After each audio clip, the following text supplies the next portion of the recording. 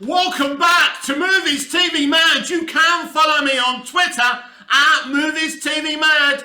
Confirmation via Jason Momoa's Instagram. Ben Affleck will be in Aquaman and the Lost Kingdom because they were caught out on some kind of WB bus tour or something. I don't know. I don't understand. Nobody really knows. This, my friends, is a shocker. Being a DC fan is like a yo-yo. 1 minute you're down, then you're up. Last weekend we were down. We heard rumours that Henry Cavill was going to come to San Diego Comic-Con 2022 to talk about his future as Superman. Didn't happen. We were down. Now we're hearing that Batfleck is actually going to be in Aquaman and the Lost Kingdom. What the fuck is going on? It's utterly confusing. Now, I want you to think about this for a minute. Originally, Aquaman and the Lost Kingdom was going to release at December of this year. So this is very, very interesting. What is going on here? So this means because originally this film was set after Flashpoint. So have they gone back? Have they done something very interesting? Because we know in one of the cuts, Michael Keaton's Batman was in this movie. Is it plausible that they've removed Michael Keaton from this movie and replaced him with Batfleck? Or are they both in this movie? These are the two scenarios for me. That Michael Keaton's Batman is still in this movie, but they continue the thread of Ben Affleck's Batman appearing somehow, like he does in a post-credit scene of the Flash movie, you know, telling Barry Allen, aka the Flash, that you have to come find us. Maybe a similar thing happens in Aquaman and the Lost Kingdom.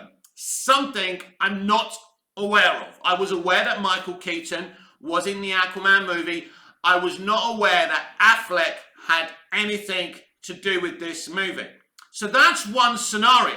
The other scenario, like I've already mentioned, could actually be that Keaton has actually been removed and Affleck has put him in. This is the first time we've heard anything like this. Now, it's important to say, Ben Affleck, Batfleck being in this movie is very, very exciting. But this doesn't change the fact, if Amber Heard remains in this film, hundreds of thousands, maybe even millions of people around the world are going to boycott this film. They've clearly already made a decision there. They have to remove her. Batfleck or no Batfleck, this movie cannot survive Amber Heard being in this movie. And they're facts. I personally think Ben Affleck being revealed in this movie points towards what I've been saying for many months now, that Walter Hamada's multiverse strategy is dead. And it would make absolute sense to remove Michael Keaton's Batman and put Ben Affleck in it. Or they could be continuing this multiverse strategy. And Ben Affleck could appear to all the Justice League members in their different movies saying, you've got to come and find us. We're trapped in the Snyderverse, right? We're not in Earth 1 anymore, right? Things have changed since Flashpoint. It could be that. It could be one of those things. Now, I wasn't aware of this. As I said, I was only aware of a Michael Keaton Batman cameo. Let me be clear here. Ben Affleck being in Aquaman in the Lost Kingdom is not in any test screening. Let me be clear. And this is why I knew nothing about this, and I only knew about the Michael Keaton Bruce Wayne cameo. So, does Michael Keaton stay or does Michael Keaton go? And absolutely, the Batfleck, the Batman movie, there is so many opportunities now. So let's play a guessing game here. So this could be part of their final Crisis storyline and they're continuing with it. Now, very shortly, I will read an article where it's confirmed that former WB CEO and Disney CEO Alan Horn is an official advisor to David Zaslav at Warner Brothers Discovery. Alan Horn led the golden age of Warner Brothers Pictures. Then he teamed up with Bob Iger at Disney. Bob Iger and Alan Horn are the reasons that Disney is the mammoth it is today. And since those boys have left, and you know, obviously Bob Chapek's been an absolute disaster. So that company's dying. So don't be surprised if Bob Iger joins, joins his old friend as well. We'll read that article very, very shortly. Don't be surprised if that happens. Warner Brothers is going places under David Zaslav. You may have not heard many things that are going on with DC Studios, who's going to run it. You need to be patient. That's why I tried to explain to you the other day when everyone was frustrated about Cavill not being at San Diego. Irrelevant. Absolutely irrelevant. You've just got to be patient here. And you're going to say to me, you're going to be screaming at your device, but we've been patient. Yeah, but that's pre-David Zaslav. David Zaslav's making a lot of big decisions, and Alan Horn being part of this company is huge. Now, Alan's in his 80s now, but it doesn't matter. I can tell you that Alan Horn is thinking straight. He's still the man he was when he was part of the golden age of WB and Disney. If he was younger, I'm quite sure that Zaslav would have made him the chairman of WB Pictures. But this is a good fit. He's advising him. So Alan Horn is a genius. This is great. And Alan Horn being involved means you're going to get more exciting announcements like Ben Affleck being part of Aquaman and the Lost Kingdom. Listen, they've got a problem with Ezra Miller. They've got a problem with the Flash movie. It's not just about Ezra Miller. I still don't think you're ever going to see the Flash movie or Batgirl.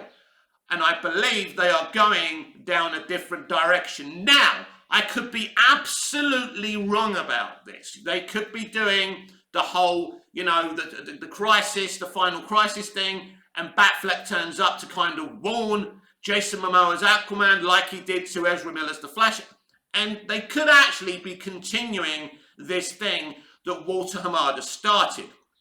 But I have my doubts. I think this is... I was speaking about the plan B of the Suicide Squad characters kind of crossing over into Black Adam and that being a good plan B. I don't know if that's the thing. We'll have to wait and see. Well, I know the cameos are a thing. I just don't know about Black Adam. It's all about box office at this point. Listen, David Zaslav, Alan Horn are making plans now. So a new idea is coming. So whatever that idea is for DC, I'm sure it's going to be very exciting. But with Ben Affleck being in Aquaman and the Lost Kingdom, and this doesn't seem to be a leadership that wants to say, let's shy away. Let's shy away from the Snyderverse, right? Jim Lee said there's no plans to restore the Snyderverse. Really, Jim? Really? If you wanted to get away from the Snyderverse, why all of a sudden is it being announced that Batfleck is in Aquaman and the Lost Kingdom? There hasn't been much attention on the Aquaman sequel. Really, the hype's been around the Flash movie and the multiverse strategy. And the only discussions around the Aquaman sequel have been Amber Heard. But this really does shine a light on the movie. And it's a big tell. It's a big giveaway that Zaslav does want to and will restore the Snyderverse. So this is very, very exciting. Now, if they do go down the Final Crisis route, and this is why Affleck is in this movie, that means they're continuing with the multiverse strategy. But listen, I can't see a reality where they're actually, are they going to continue along those lines? Nobody knows. But they're the two scenarios. Either Batfleck has replaced Michael Keaton's Batman, Bruce Wayne, or they're continuing on the same strand. It's a 50-50 situation, everyone. And I can't give you any insider information here, but I will be digging in the coming days, weeks, and months to find out what's going on here. How comes Batfleck is in this movie? Could Batfleck and Keaton be in this movie together? But just a reminder again, that originally Aquaman and the Lost Kingdom would have come after Flashpoint, when the multiverse strategy kicks in. Was Ben Affleck's Batman always going to be in this movie via the Final Crisis storyline? Is that what's happening here? Let's not forget, no mention of Batgirl at San Diego, no mention of the Flash movie at San Diego, their last chance to come to San Diego Comic-Con. Well, maybe not for Batgirl, but I mean for Blue Beetle and the Flash movie, for sure. So it's all very, very curious. And also, they're going to have to make a lot of plans for their future DC. So while they're doing that, they are going to need these existing projects to come out. So that'll be interesting, like Peacemaker 2, and, you know, the Checkmate stuff that James Gunn's doing, Aquaman and the Lost Kingdom, you know, Black Adam, Shazam, Fury of the Gods. These things are still going to have to come out, Blue Beetle. But don't expect a lot of the greenlit stuff that Toby Emmerich greenlit, like Black Canary, Green Lantern. I don't expect us to see that stuff. I expect them to say, we don't want Green Lantern on HBO Max, we want a Green Lantern movie. And I'm sure Alan Horn has advised David Zaslav about the same thing. So there's loads of scenarios here. Are they going to cancel the DCEU? Are they going to change it and add to it? Are they going to restore the Snyderverse and continue it that way? Restoring the Snyderverse continues the Snyder strand of the DCEU.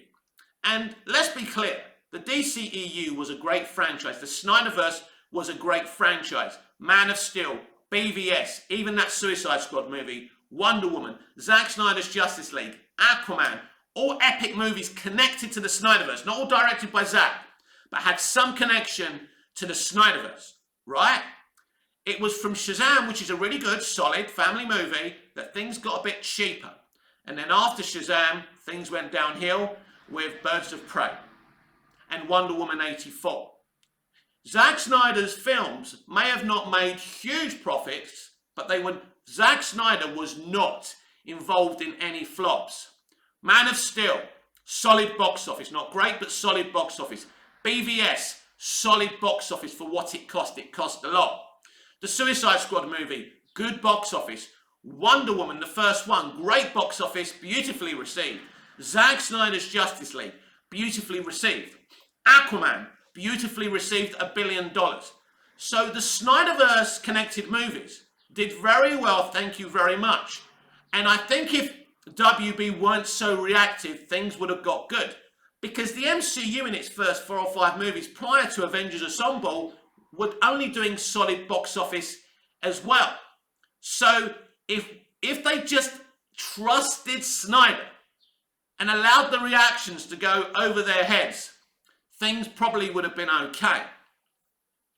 So I do believe in some form Zaslav does want to restore the Snyderverse. So it's interesting because, as I said, you know, this is a new announcement about Batfleck being in Aquaman and the Lost Kingdom. They could have got rid of that. If they said, listen, if Zaslav was of the mind, because it was like the other day when we did that article on here when that idiot was talking about why the Flash movie, Blue Beetle, etc., Aquaman and the Lost Kingdom weren't at San Diego Comic-Con. And it's the last chance for Aquaman and the Lost Kingdom. That can't come either. They just weren't ready, obviously. And the Amber Heard situation is a bit messy, so they couldn't bring that film there either. Zaslav is trying his best to fix this situation. And so, you know, this is a new thing with Ben Affleck being in this film. This is something that they've kept hidden. And also, apparently, when people were on this bus and they saw them there together or saw Ben Affleck there, it gave the game away. So when was this shot? Nobody seems to know that. Was this shot with the rest of the movie, or was this shot recently? I think this was done recently. So I'm going to put my head on the chopping block here and say that Ben Affleck has replaced Michael Keaton's Batman in the DCEU. That Ben Affleck is back being the DCEU's Batman again. I'm gonna put my head on this hook, right? I'm gonna put my hat on the hook and say that's what's going on. I'm going to say the multiverse strategy is dead at Warner Brothers Discovery, and we are going back to the Snyderverse. And if this is true, this is very, very exciting. And it also means eventually Cavill will return as well. So we wait with bated breath from August when Emmerich is gone and DeLuca and r.i.p come in. Lots of announcements to come, lots of exciting things to come. But if you're a fan of the original DCEU, the Snyderverse, I think we are heading to very, very exciting times. You don't know how uncomfortable it is doing these videos in the summer. I am boiling. I am excited because of these DC developments, but I'm going to keep on doing these videos because I love them. I've been looking forward to doing this video for hours ever since I realised Batfleck was coming back, and this absolutely means the restoration of the Snyderverse. But it gets even better if you're a WB and a DC fan. Take a listen to this. Alan Horn on rejoining Warner Brothers. I see myself as a consigliere, whatever that bloody well means. Someone go to Google and find out. The veteran exec who oversaw a string of blockbusters at Disney was enlisted by Warner Brothers Discovery chief David Zaslav as a consultant working with newly installed film chiefs Michael DeLuca and Pam Adby. That's going to be an amazing team. This is by Kim Masters of The Hollywood Reporter. More than 10 years have passed since Alan Horn left his role as president and COO at Warner Brothers. As the executive acknowledged at the time, he didn't jump, he was pushed, or rather shoved. In spite of having overseen such successes as the Harry Potter franchise and the Dark Knight trilogy. The notion of my leaving, as you know, did not come from me, Horn told the New York Times. In 2011, I guess they wanted younger and better looking management. Yeah, maybe younger, maybe better looking, but they weren't better. They have destroyed Warner Brothers Pictures, people like Emmerich. Alan Horn is back. DeLuca and Adby, brilliant team. This is just the beginning. This is why I've been excited. This is what I've been trying to explain to you for months now. Horn's dismay was soon alleviated by one of the best revenge is living well stories in Hollywood history. He became chairman of the Walt Disney Studios and served in that role until January 2021. He remained as chief creative officer until he retired at the end of last year. This is amazing, everyone. Alan Horn was pushed out of WB. This is how dumb they are, right? He went to Disney, brought in Bob Iger, and they've destroyed Warner Brothers. Now we have new leadership at WB, and they get that mistake. Now 79, and he's a young 79, so don't worry about that. Horn's career has taken yet another turn, as Warner Brothers Discovery CEO David Zaslav has named him as a consultant, let's say that again, a consultant at the company. In announcing the move, Zaslav praised Horn as one of the most respected studio executives in the industry. Horn talked to The Hollywood Reporter about his plans to work with Michael DeLuca and Pam Adby, co-chairpersons and CEOs of the Warner Brothers Pictures Group, and other aspects of his new position. How do you perceive your role? This is very important. Be focused and listen. The word we're using is consultant, and that's exactly how I see myself. I see myself as an advisor, a consigliere, if you will. I'm there to help, to offer advice as appropriate. My role is to support David Zaslav and his team, including Mike and Pam and my old friends at Warner Brothers. I know a lot of people there, and I just want to offer support. I want to be clear to you. I'm a fucking Warner Brothers fan. I've been a Warner Brothers fan until that emblem, since that emblem came on Superman the fucking movie. I love Warner Brothers. I've criticised them, of course, but I'm a Warner Brothers fan, and I'm a fan of everything they've owned in the past, so yeah. I used to love the Disney animations, I did, but now I hate Disney. I hate everything they stand for. Will you read scripts? I will read as required. I haven't yet met with Mike and Pam to really talk about how I can best be helpful. David is a very experienced businessman, a very successful leader and manager. And that's to Warner Brothers' advantage, by the way. But he's never run a movie company. Very important. And he understands that, Zaslav. He understands that. I'm going to be available to help fill in the blanks. Will you have a role with respect to DC? The unit is currently overseen by DeLuca and Adby, but permanent leadership remains unresolved. I think we would all agree that DC constitutes a canon of intellectual property that is extremely important. I would expect to be involved in DC. This is huge. This is massive. For the first time since Snyder's gone, we have a fucking intelligent person, right? And as I said the other day, you don't bring in Zack Snyder to run a commercial franchise. I love his movies. I want it restored. I think it's great. But commercially, there was always going to be problems. Although I think, as I said earlier, if they gave it a chance, the commercial audience would have come to terms with it and actually realised that Snyder was doing something amazing. So, Alan Horn is involved in DC. This is massive. This means he will choose the president of DC Studios.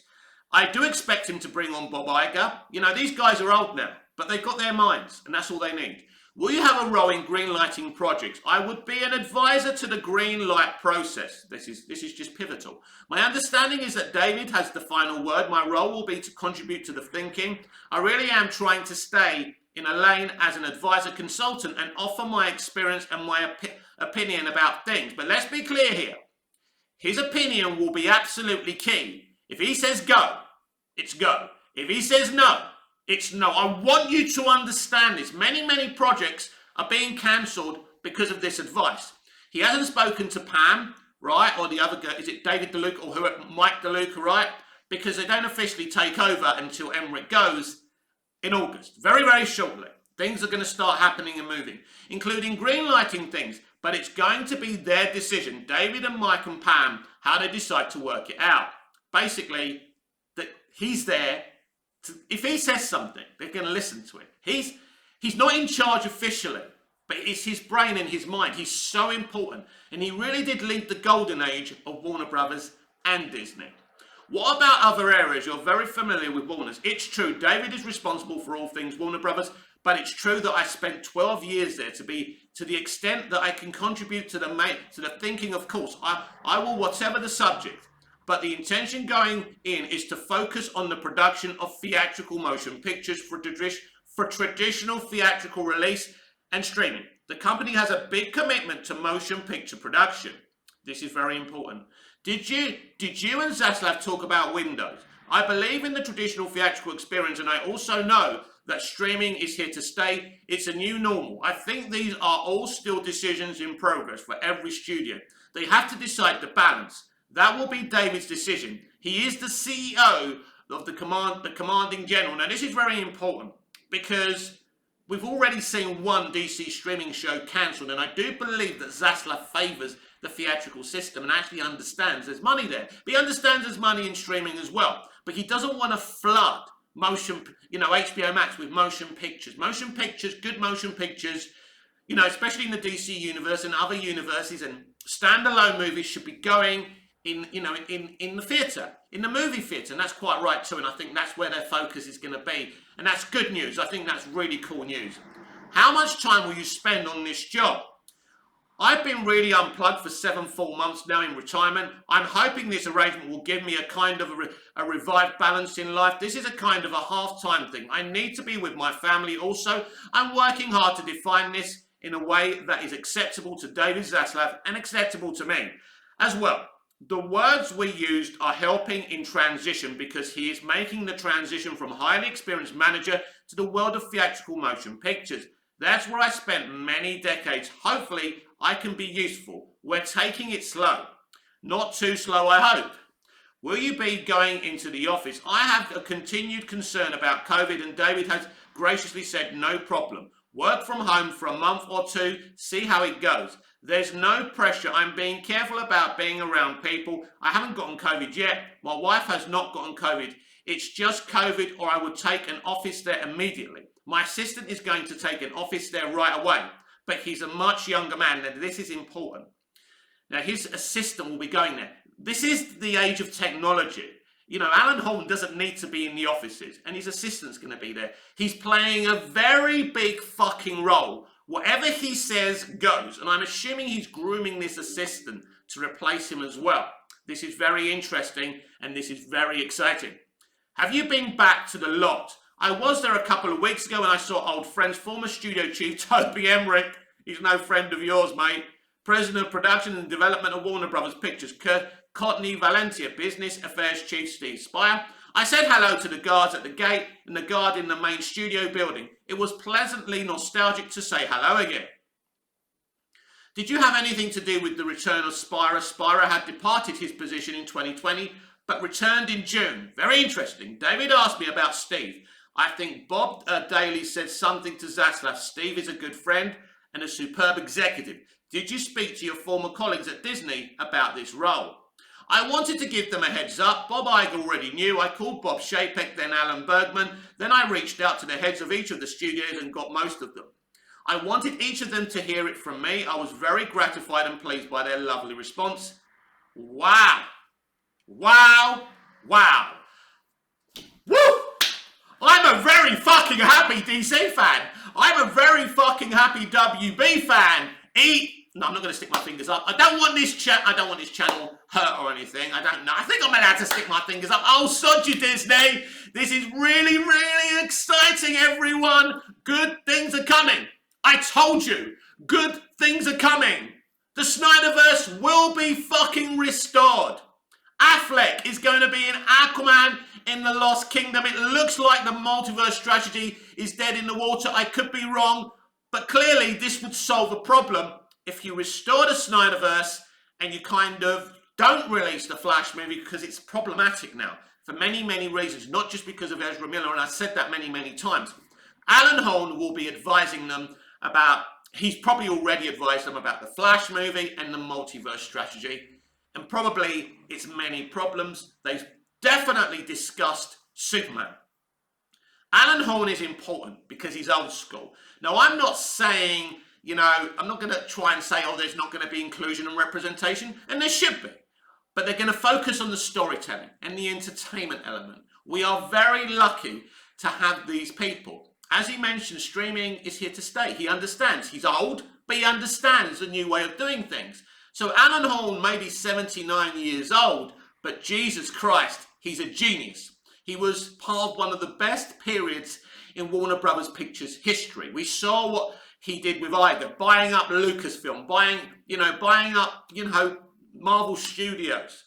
But Disney's dominance is now over because Iger and Alan Horn are gone. As I say, Alan Horn is now with us at Warner Brothers. It doesn't matter if he's working from home or he's working at the offices at Warner Brothers. This is really good news. So when can you expect to hear all the big news that's going on, all the big changes going on with DC and WB Pictures? I would really be focused around August, but I would expect more things to come out around September, but probably more realistically, October. But I do feel a lot of decisions have already been made.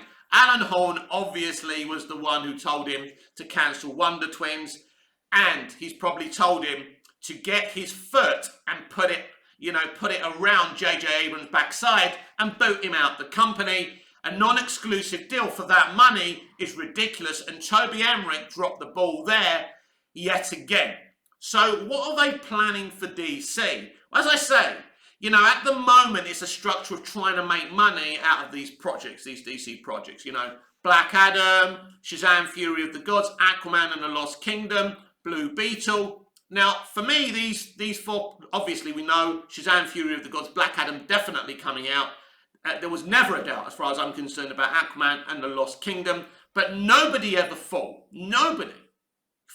that we were getting Batfleck in Aquaman and the Lost Kingdom.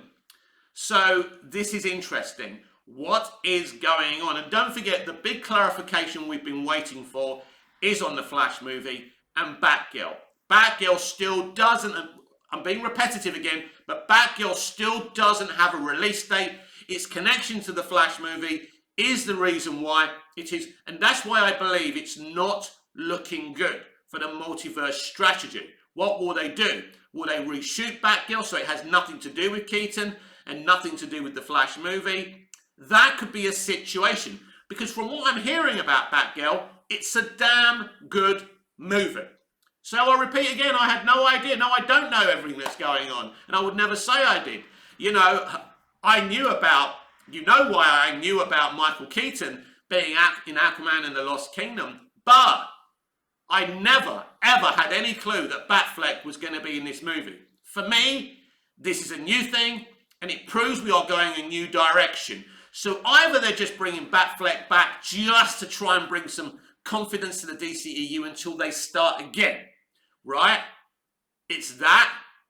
They could allow Zack just to finish his arc and that's it, or they could allow Zack to be back full time to keep doing his thing, or this is all just kind of wasting time and trying to make a little bit of money until they create something new.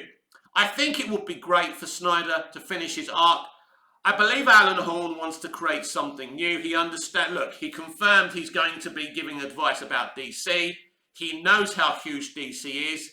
Obviously, over at Disney, they had Kevin Feige dealing with the Marvel Cinematic Universe. But these people are very, very clever people. We know that Zaslav has no experience with motion pictures. That's okay. He's admitted that. He's not deluded to that. He's got the right people around him. Alan Horn being there, DeLuca and Adby being there, shows that Zaslav understands and concedes he hasn't got the experience to deal with this shit. And there's a lot of shit that Emmerich has caused. And Zaslav is attempting to fix this. He will fix this. This is very, very exciting, and anything is possible. So I hope you keep here with me at Movies TV Mag as all this breaking news keeps happening, you know, as it rolls out, because it's awesome, it's epic, and it's exciting. Change is coming to the DC live action universe, and we're going to experience this together. This has been Movies TV Mad. I'm Mick, your host with the most. Just ask your girlfriends and your wives. Please like, share, comment, subscribe, hit the notification bell so you never miss this beautiful perfection. And I'll see you on Saturday's show. Until we see each other again, goodbye, au revoir, auf Wiedersehen.